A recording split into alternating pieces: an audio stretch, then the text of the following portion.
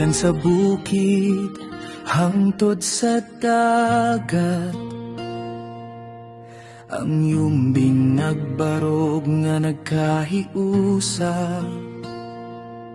lig-on matinumanon, may sogon ug matinuddanan, nagpaning kamot alang sa bagong kaugmaon. Kalinaw ug kahusay, magkauban natong gihuptan, paglaw matong tukuron sa tibuok natong yuta.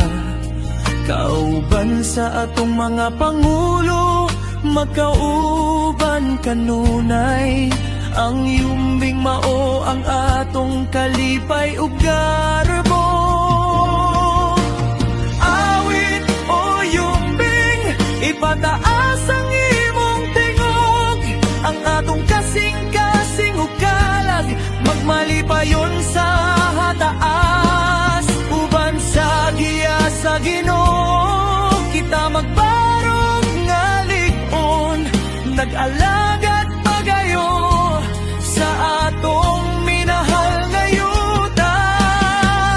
Nagkahiusa, matinumanon, maisogon og gawas nun, gihiusa sa gugma ug panag-uyon, padayon kanunay aron madala natong tanan, pasidungog ug dungog sa atong minahal.